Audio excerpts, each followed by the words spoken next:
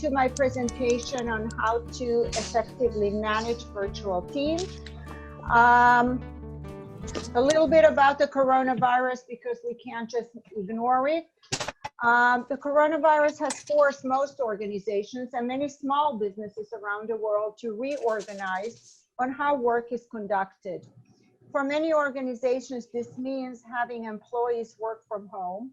And this move comes with several challenges, not only since co-located teams have become dispersed teams, but also because your employees might not be used to working virtually.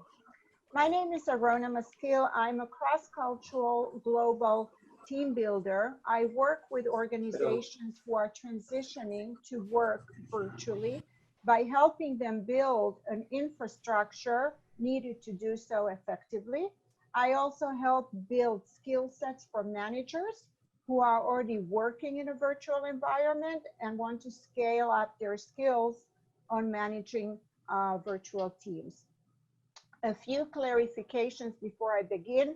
I use the term virtual leader, team manager, team leader interchangeably, so you'll hear me saying that it all means the same.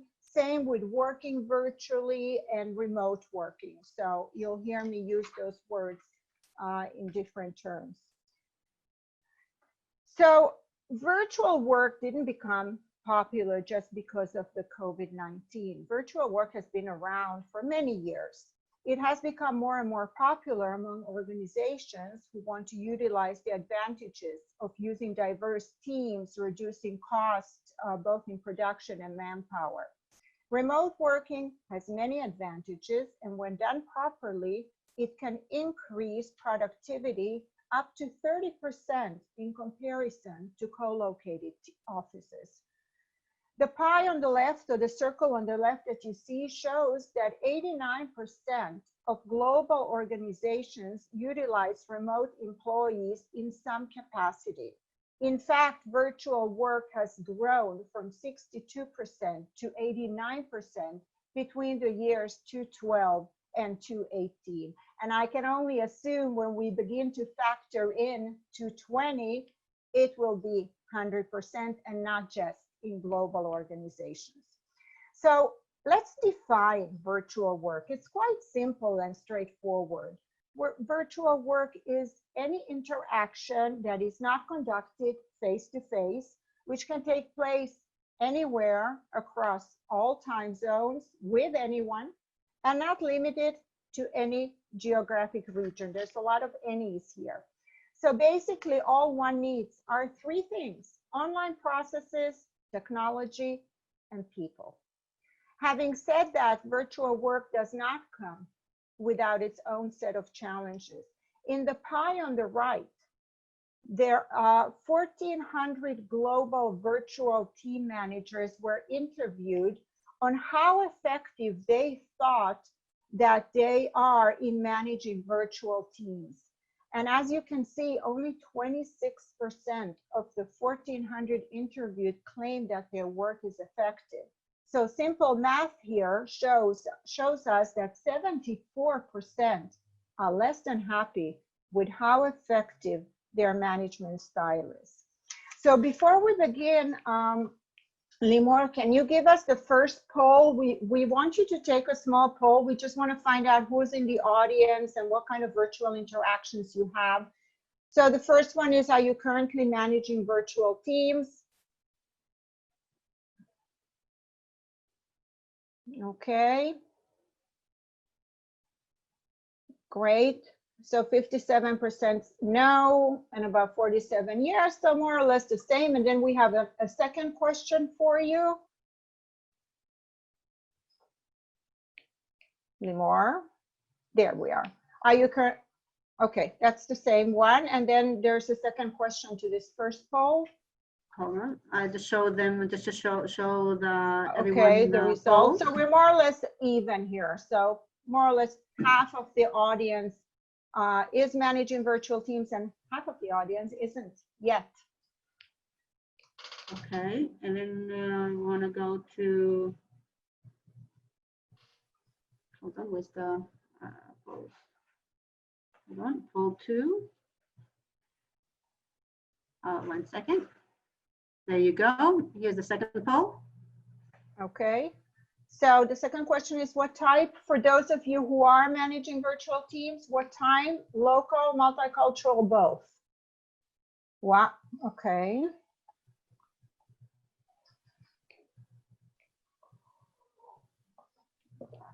We'll just give it a few minutes. I think we had about 71% that voted for the first one. Okay, and we have 56% voted for both local and multicultural. I guess Okay. no one's voting more, so I'll end it. So these are the results, so for people can see. Okay, great. Okay, well, thank you for taking the time to answer the poll. Gives me an idea about where your focus is. Though this presentation is not exclusively geared to managing virtual multicultural teams, there are aspects in my presentation that I, when I say, this is relevant for multicultural teams. So there is a little bit of everything in this presentation. Okay, so we can close that poll and I'll go on.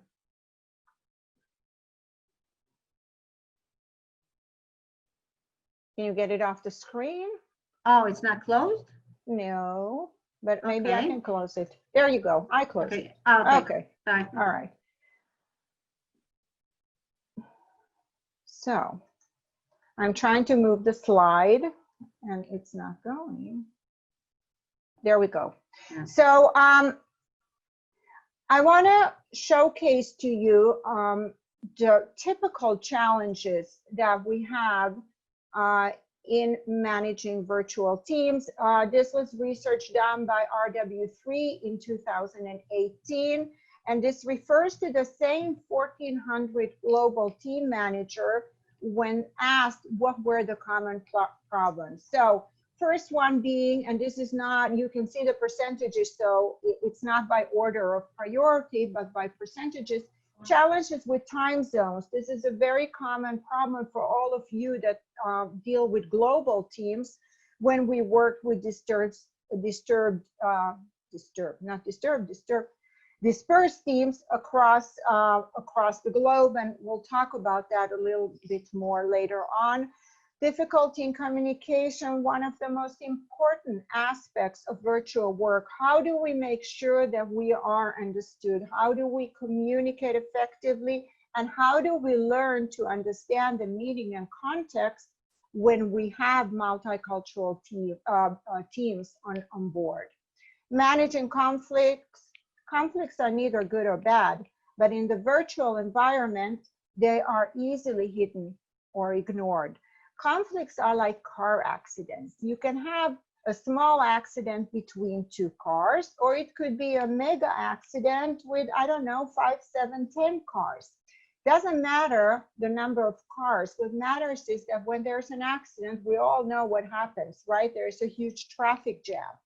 So this traffic jam in the virtual world translates to lack of sharing, lack of trust, lack of engagement, and ultimately lack of productivity. Relationships. This is the most challenging part of working virtually. How do we build relationships and trust when we don't see each other, and sometimes when we don't even know each other? Timelines. How do we make sure that everyone complies, that work is conducted in a timely manner? Accents. Again, very prevalent in multicultural teams. We all speak English, right? We call it global English, but some of us with heavier accents, and I have a story about that later on. Lack of participation from all colleagues. This also ties into culture. A common problem on video conference calls could be contributed to some people being more dominant, other people being too quiet, but it's also an aspect of different cultures and how they communicate.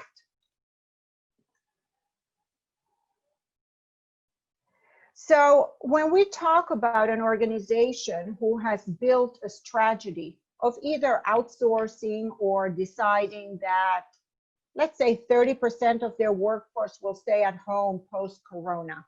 The building of a remote work infrastructure includes many phases and is not just limited to conducting Zoom talks all day. So these are some of the systems that organizations need to have in place in order to work effectively with dispersed teams. Number one, technology, making sure that all team members have what they need to work effectively, and making sure that the IT department of the organization they work for can provide them with the proper training to do so. A Gartner survey showed that about 54% of HR leaders that were interviewed talked about poor technology and lack of infrastructure as being the biggest barrier to effective remote collaboration.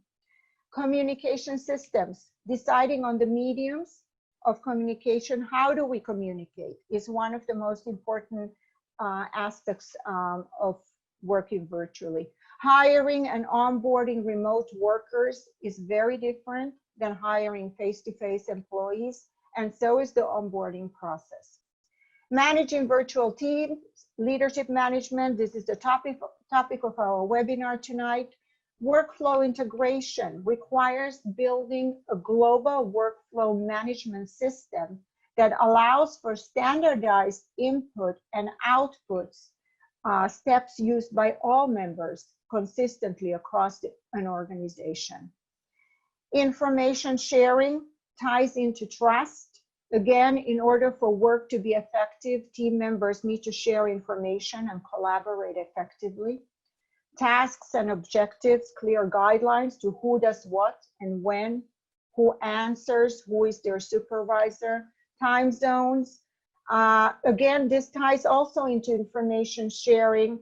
In an optimal situation, if one has global teams in different time zones, we want to make sure that they can work around the sun.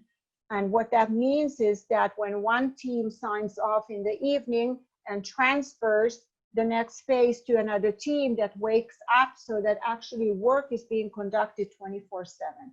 Conflict management, we talked about that, and we'll talk about that some more.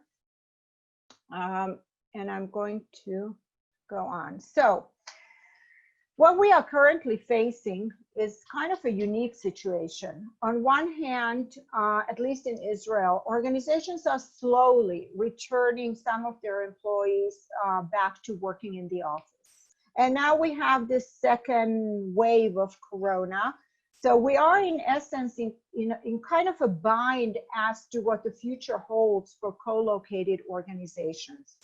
But a virtual leader needs to understand and acknowledge that in this period, employees need varying kinds of support, okay?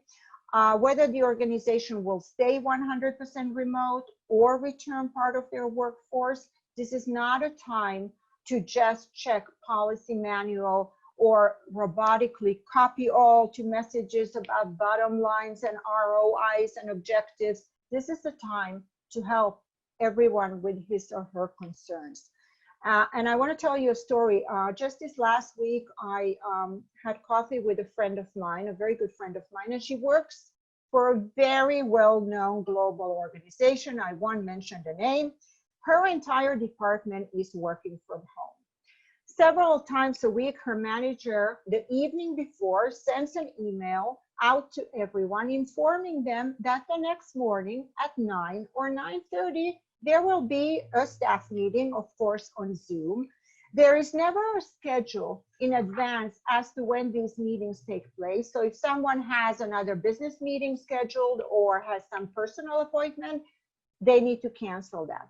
These meetings are all about objectives, checking up on everyone, putting a lot of pressure on everyone. There's never any small talk, asking how everyone's doing, finding out if there are any personal or professional concerns.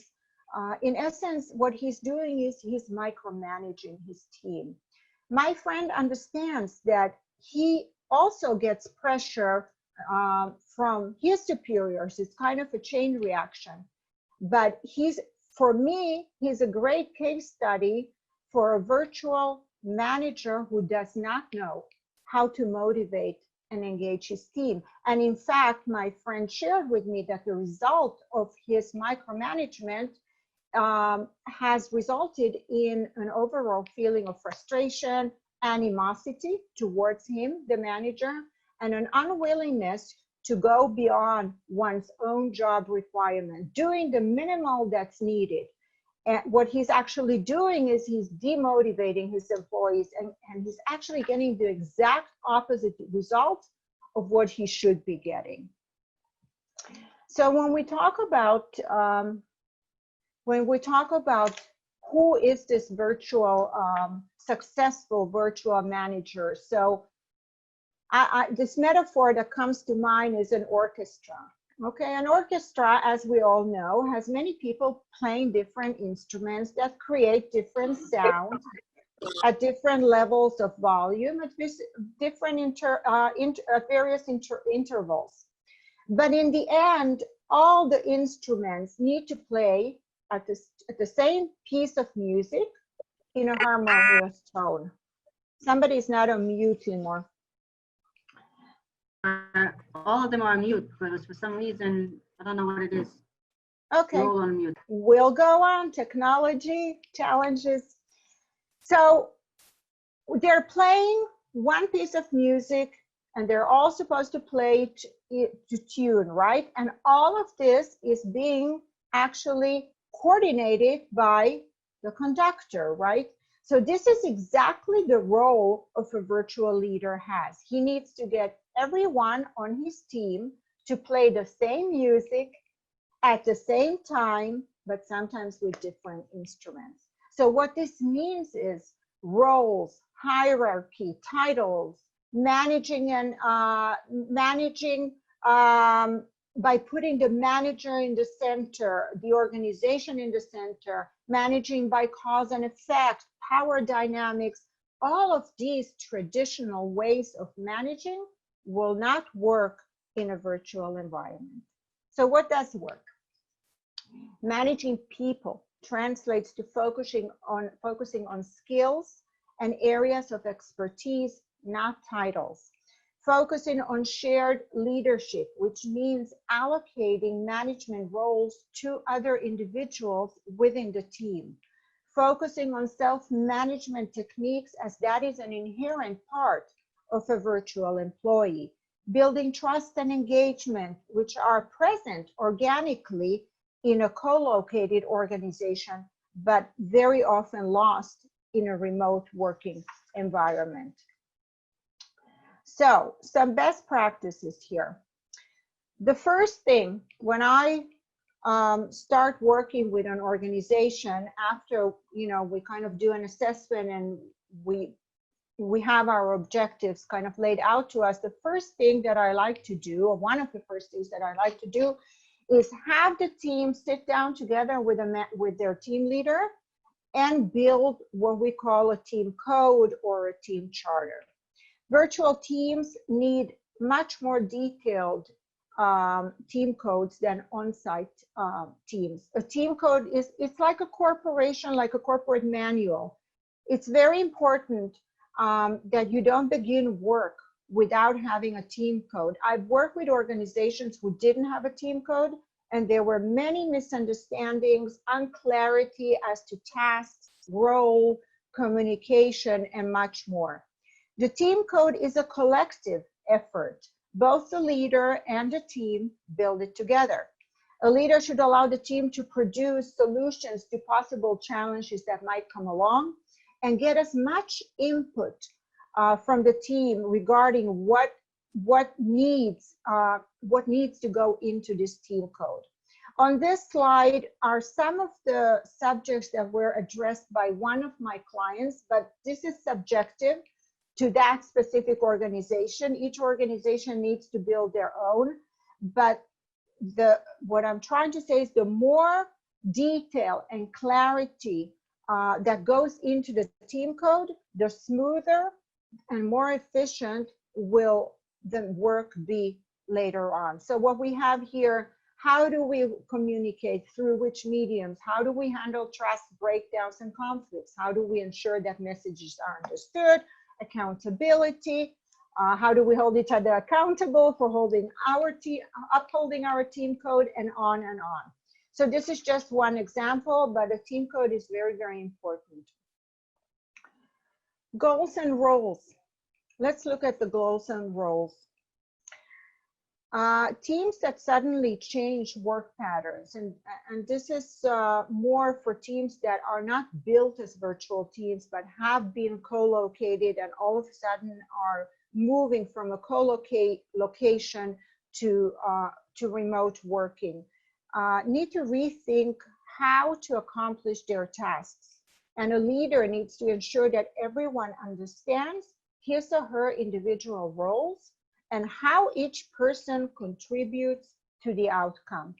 Clarifying roles will help employees understand who they can turn to for help, to alleviate the team manager being overloaded with questions. And this goes back to shared leadership, because if we have other leaders on team, so not everything gets to be on for the team leader, who might anyway have a lot of responsibilities. Objectives. Making deliverables, expectations, and deadlines explicit and actionable. I recommend project management tools and incorporating subtasks for every step in a project so that everyone can see what the other one is doing. This helps in maintaining cohesion and team spirit. Skills and capacity. A team might be working with other teams and projects at once.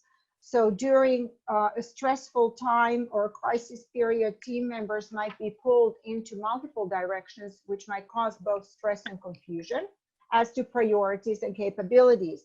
And to minimize this impact, the leader needs to think on how to reorganize roles or bring in help from the outside. Changing priorities in a volatile situation, such as we are facing now. Changing priorities might require onboarding more people to the team. That said, onboarding can also be challenging because a new team member working with a team that is already cohesive might find it difficult to build trust. So there are best practices for onboarding new employees. I'm not going to go into that now, but as a leader, one needs to invest time to formally introduce new team members and to stay actively involved with these new team members to oversee that they successfully integrate with the existing team. Normalizing new work environments. Again, this goes back to employees having worked in a co-located environment and are now working in a remote environment, working from home or somewhere else. As we know, we've all been privy to this, creates distractions. It's important that a team leader gets to know his team members personally. What this means is I recommend that each of the team members, as well as the team leader, take a virtual tour so that everybody can see what is the working environment. This also builds kind of trust and cohesion, because we all know what reality is. Reality is a baby might be crying, a dog might be barking, kids who are now home and not going to school. So all of this helps kind of unify, okay, I'm not alone in this environment. There are other people who are going through the same. Technology. Do all team members have what they need to work from home? This is really important for smooth workflow. I'm sure you all read that Twitter has given their employees, I think it was $1,000 to purchase equipment, anything that they need in order to work effectively from home.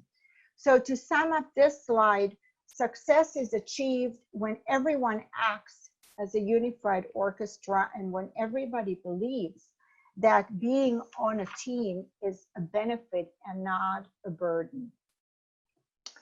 So when we talk about communication, means and mediums of communication, email is great, but email alone is insufficient. remote workers benefit from having a richer technology, such as video conferencing, that gives participants many of the visual cues that they would have if we were face-to-face. Video conferencing has many advantages, especially if you do it in smaller groups. There are circumstances, though, when quick collaboration is more important than having this visual detail. For these situations, mobile enabled individual messaging functionalities like Slack, Zoom, Microsoft Teams, and some other tools that are available work very well and can be used for simpler, less formal conversations, as well as time-sensitive communication. Email. Email is also, this is also part of the team code. When do we use email? For what kind of communication? How long is that communication? Who is CC'd to email, and anything else that is important for your organization? Rules of engagement. Remote work becomes more efficient and satisfying when leaders set expectations for the frequency, means, and ideal timing of communication for their teams. For example, we use video conferencing for daily check-in meetings, but we use WhatsApp when something is urgent. I recommend that as a team leader, you establish these rules of engagement with employees as soon as possible, ideally during the first online check-in meeting. It's very important that all team members share the same set of expectations for communication. And here's a multicultural story that you might relate to. An Israeli team leader managed a group of technical teams in China, India, and Brazil. And he learned the hard way what we are discussing now. When he asked the team at the end of one of his meetings if everything he said was clear and if they knew what the action items were, the Indians all said yes. But anybody who's familiar with Indian culture knows that the yes in India, or this way, the yes in India, is just an indication of, I heard you, I'm listening. The Chinese had a difficult time understanding the Israeli accent. But China, the Chinese come from a saving face and hierarchical culture, which means that the team manager, the Israeli, is superior to them. So there is not going to be any way that the Chinese is going to say, can you please repeat that because I didn't understand you. The Brazilians, like many of us, were multitasking during this conference call, but when they heard the Indians and the Chinese saying yes, so they also said yes. Well, you can guess what happened next Monday morning. Nothing was delivered because most people didn't understand even what they had to do. So what did this manager do? He asked each group to appoint one person, kind of as a representative, and at the end of the meeting, ask that person to repeat back to him, to the manager, what they understood, to make sure that everybody is on the same page. But that wasn't all. When the meeting ended, he wrote a very detailed email to everybody, so kind of like a meeting protocol, explaining everything that needed to be done and timelines. And those team members that he found to be quiet and he wasn't sure that they were on board, he picked up the phone and talked to them. Time consuming? Yes, very time consuming. But he created an environment of trust and sharing and a personal commitment on the part of the team to him and to the project.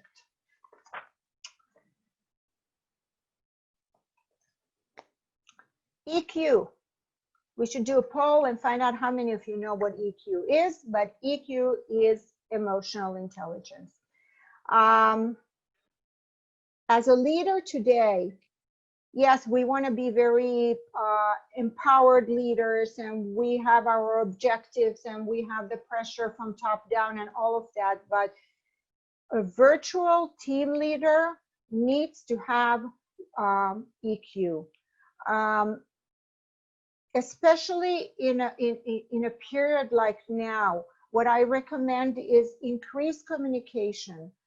especially if, again, the co-located employees are today remote employees. By the way, there's no such thing as over-communication in a virtual environment.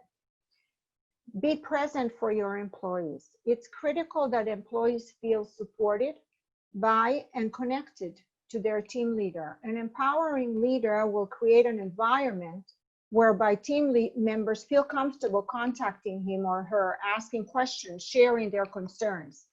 In addition, a good leader will also show his own weaknesses. He is also a human being. If he shares his own frustrations and his own concerns, again, he will create this feeling of trust. Encouragement and emotional support, especially in the context of an abrupt shift from co-location to remote, it's important for managers to acknowledge stress, listen to employees' anxieties and concerns, and empathize with their struggles. In a newly remote employee is struggling, but not communicating stress or anxiety, ask them how they're doing. Even a general question such as, how is this remote work situation working for you? And it can elicit important information that otherwise you might not have heard. Inclusion. Inclusion is very important in a remote setting. It's about ensuring that everyone feels valued and supported in their environment so that everyone can reach their full potential. It's critically important to recognize the diversity of each team. If we have multicultural teams, we have diversity.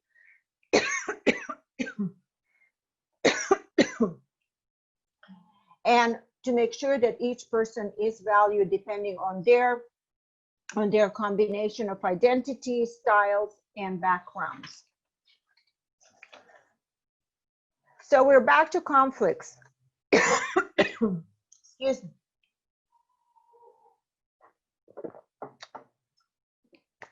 As I said before, conflicts happen regardless of work arrangements.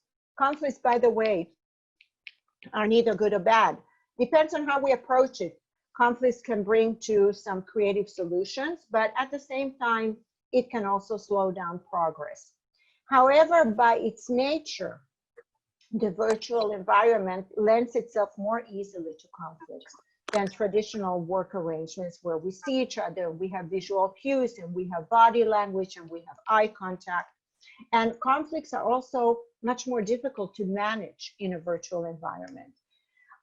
When we don't see each other, we can hide behind the screen, and so conflicts may be overlooked, or they may lie under the surface for a long time before problems are noticed. So to that end, written communication does not lend a hand to identifying conflicts. So email, Slack, or other forms of communication conflict can also go undetected. Conflict usually in a virtual environment occurs in the following situations: when stress levels are high, when there are sudden organizational changes or company direction that might cause confusion and lead to conflict, when there are lag times in communication. If conflicts are not dealt with, they will cause decreased productivity. People will become disengaged, they will start multitasking on video conference, morale will decrease, there will be a lot of anger and frustration, and again, the result will affect productivity. So how do we deal with conflicts? Some best practices here. First of all, we need to prepare our employees. This is again part of the team code. At the onset of a working relationship, we need, as a team leader, needs to explain conflicts are okay. You know, they may happen, and it's very natural that we don't agree on everything or we don't see eye to eye, but let's see how we're going to deal with it. It's important to schedule one-on-one time with each team member in order to encourage feedback that those employees might not feel comfortable giving in a setting where there's more team members. Also, as a team leader, you need to develop a sensitivity to identify a conflict situation. That's a challenge in itself. How do you identify a conflict situation and make the first move to resolve it? Conflicts need to be addressed early, or they spiral out of control. They don't resolve by themselves. And when you set up a virtual team as a team leader, ensure that there are guidelines in place, such as in a team code. How do we solve in our virtual setting? How do we solve conflicts? Remember my car accident metaphor, traffic jam? Everyone is affected. In the same fashion that a conflict affects an entire team, people who are involved in an accident, even if it's a 2-car accident and you're 10 cars removed, you're still affected. You're sitting in that traffic jam. And therefore, when there is a conflict between, let's say, 2 people, it needs to be shared with the entire team. It needs to be discussed, opened, and so that everybody can see the entire picture and maybe even contribute to the solution of it. Very important to create an environment where employees can speak up and ask for help if they need that. And never, never, never, I'm sure you're aware of this, but I'm going to say it anyway, don't solve a conflict in a public during a conference call, or when other people who are not involved in the conflict are present. Always do it privately and find, ways to diffuse a conflict situation. This is probably one of my most important slides here. When building a virtual team, you need to understand that there is no trust at the onset, because team members don't know each other often, and they might not even know the virtual team leader. And it doesn't matter if you guys are managing teams that 3 months ago were sitting in the same office and today are sitting remotely. Trust erodes. Trust is something that needs to be maintained. So one of the first things, if you are a team leader that is building a virtual team, you need to undertake, it's a priority, to build trust between the team members and between you and the team. So, and this is a sentence that I'm going to say twice because this is so important. Trust is the glue that holds a virtual team together. I'm going to repeat that. Trust is the glue that holds a virtual team together. Google did a 10-year study called the Oxygen Project. Maybe you've heard of it, where they identified 10 parameters that turn ordinary leaders into excellent leaders. I'm going to share with you 3 of them. If I would ask you, if we were face to face, if I would ask you now, what is number 1? I wonder how many of you would say technology.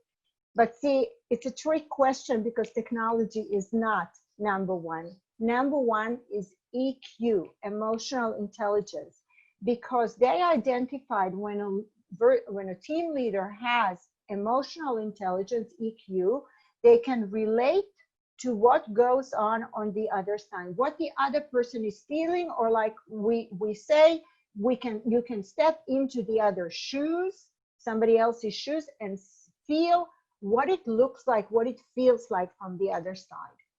The second parameter is transparency. Make sure your team understands how important they are to the project and to the organization. How is this done? By sharing the organization's vision and objectives, goals, and always, always, always explaining the why behind the what of any assignment.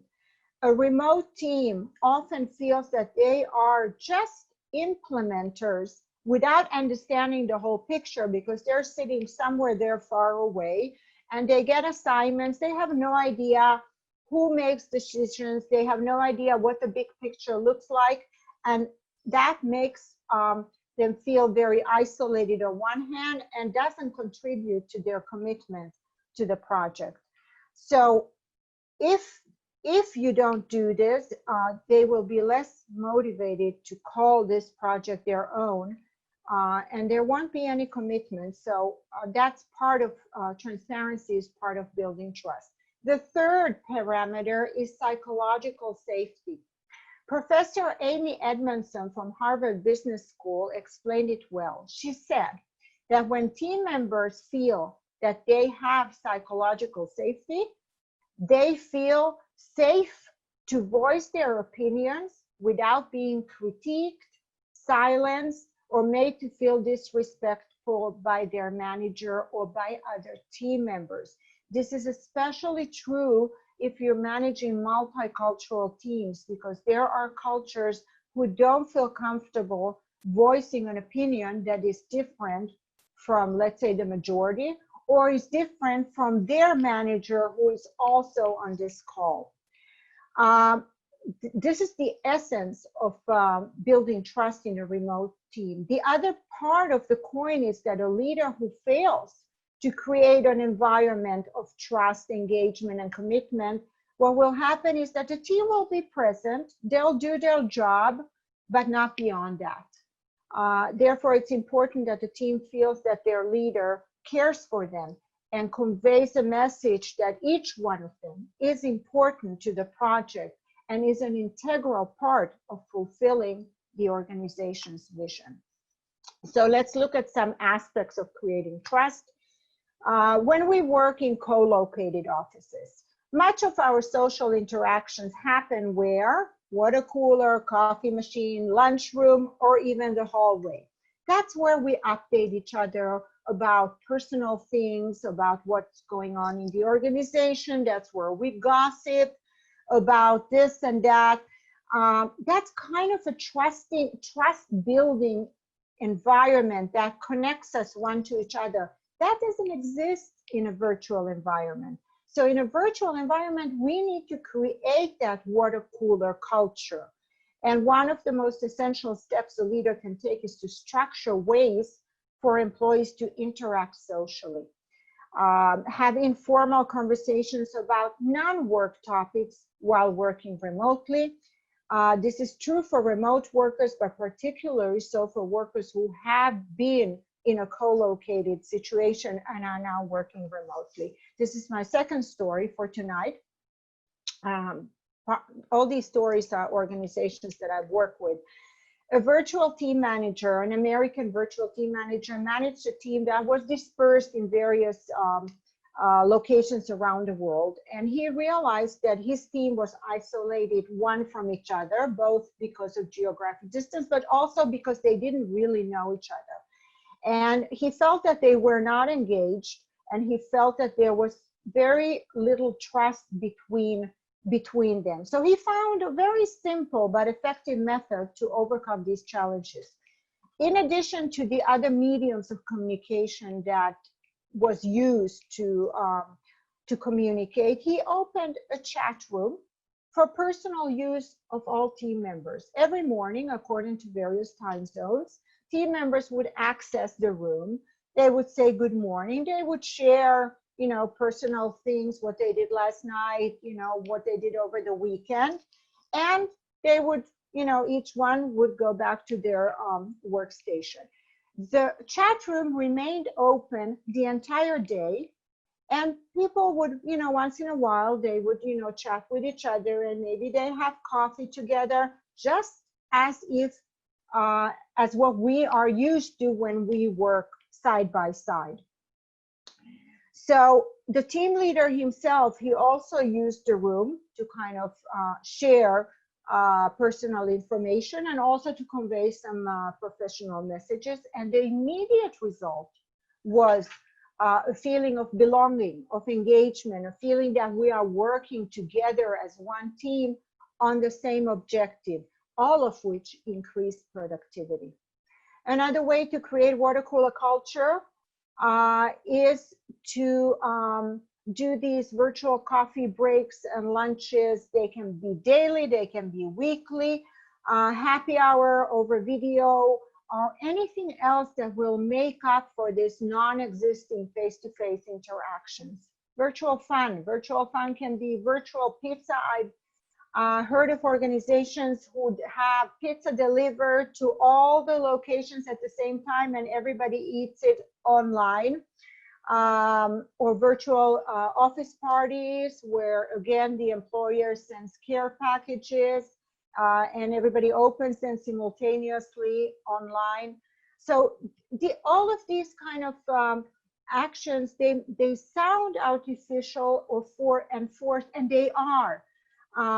But they're very, very important because we have to make up for what's lacking when we work in a virtual environment. So now I'm coming towards the end. Limor, do you want to put on the second poll? Limor? Can you hear me? I'm not sure she can hear me. Limor? Okay, well, then I'm going to go on because I don't see that she can hear me. So, some of you who are listening to this presentation might already be familiar with managing virtual teams. We've actually seen that from the first poll. And to some of you, I can hear you. You can hear me? Okay, I'll just finish this slide and then you can put on the second poll. Okay? I see you frozen there in that little corner. So to some of you who don't yet manage virtual teams and maybe having to do so, okay, let's do the poll and then I'll continue my sentence.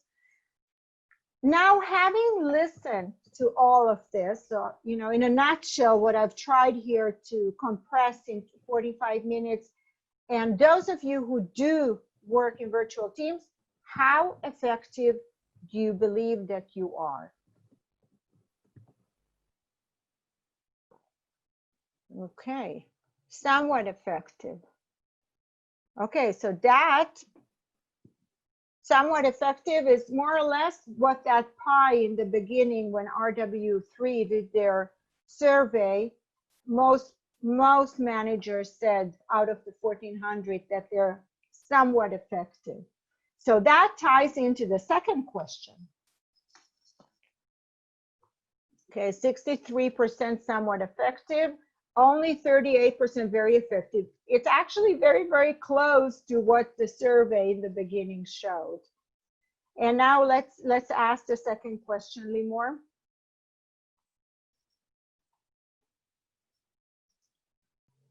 So anyway, trying to go back to this slide, what you see behind it until the second question comes up is, I recommend that after, you know, the poll is over, you take a picture with your phone on this slide and you ask yourself the following questions. And if the answer to some of these questions is no or not enough, at least then you will have an awareness of improving those specific interactions with your team.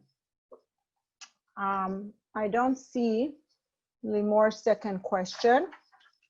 Maybe it'll come later. So I'm actually going to